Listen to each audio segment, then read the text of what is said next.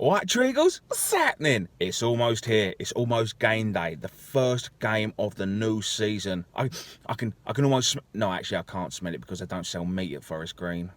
Anyway, that's enough of chatting bollocks. Let's get into a roundup of Barnet's pre-season. So we kicked off with an away trip to Maidstone. 3 teams of 11 30-minute games beat Maidstone 5-0. Even though we had 3 different teams and 2 trialists, I thought we looked pretty comfortable. We looked all right. We didn't really give Maidstone anything. To be honest with you, I think Maidstone was still on holiday. Shomerton, Amaluza, Alex Nichols, Ryan Watson and Akpro got the goals, making us on the way to Champions League success with a 5-0 win over Maidstone.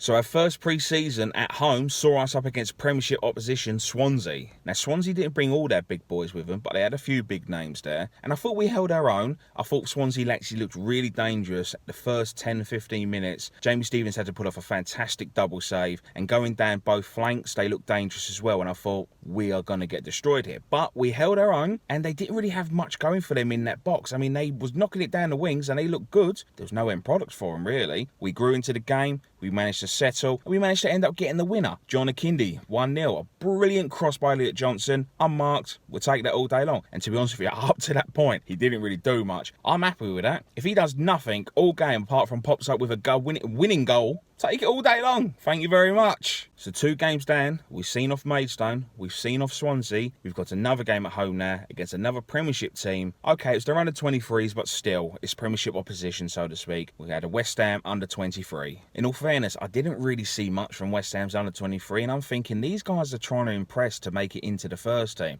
I don't know if it was a case of they didn't want to be out there. They thought it was going to be an easy game for them, but it wasn't. Because again, we've played really well, and we've managed to come away with a 2-1 win. John Akindi and Akpro getting the goals for us. We was a little bit sloppy for their goal. I will admit that. We lost it down that left-hand side, and we never really tracked back enough, and then it just led to a goal. Our next pre-season at home was against Millwall. Now, I thought they would probably be our biggest test. No offence to obviously Maidstone, Swansea and West Ham. West Ham's under-23s. They're just testing the water. Swansea, again, like I said, didn't have all their big boys there, and then Maidstone, who are a league below. So here we got Millwall, who are probably going to bring their first team. They're actually going to give us a game. They didn't. It was a horrible, miserable, wet day. Just one of those where you just don't even want to be out there. And it probably showed towards the players because Millwall was very poor. We looked okay in parts, not great. But again, we've managed to nick the win. John Akindi with a goal. So we've won 4 out of 4. So now the 5th friendly took us away to Braintree Town. The first 10-15 minutes, they was on us. We couldn't really control the ball. We didn't look comfortable. Couldn't really put 2 passes together. But we was missing a few key players as well. But we managed to settle. We won the game 3-1. Nanakai,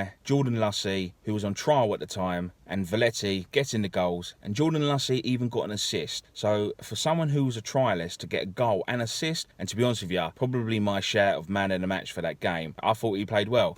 Sign Lussey!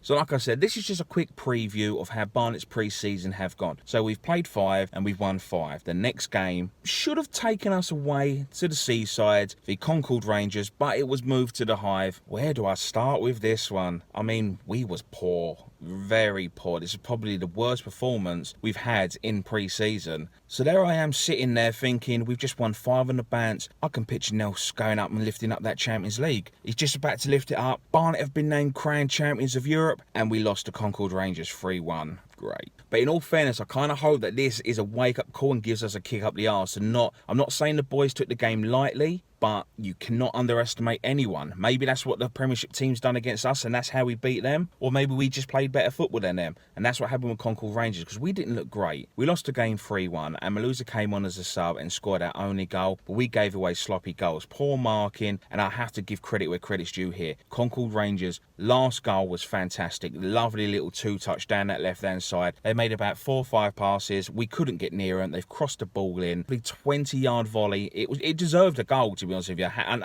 even the Barnet fans applauded. And I felt sorry for Jamie Stevens because he was doing his absolute nut in that goal leading up to that, where it's good to see that players are showing a bit of fight and passion. It's just a shame that no one actually listened. And if I've just got you in the shit here, Jamie, apologies. Sorry, mate. So that's where we are now. That's Barnet's pre-season. There was a couple of other games which wasn't on the website. Now let's move on to a couple of signings that Barnet have made. Now you already know we made a goalkeeper signing by the name of Craig Ross. We've now obviously made 2 new signings as well. Richard Brinley, a right fullback that is joined from Colchester United, and Shaq Coulthurst, who was joined from Peterborough, but was on loan to Mansfield last season. Richard made 62 appearances for Col U, scoring twice, and Shaq played 35 times, scoring 4 times for Peterborough United. But while on loan to Mansfield last season, he played 20 times, scoring 5. So let's hope that it adds a bit more firepower up front, playing alongside John Akindi. I think we've signed very well where we need to so far. Don't forget, people, the transfer window's still not closed. There's loads of time.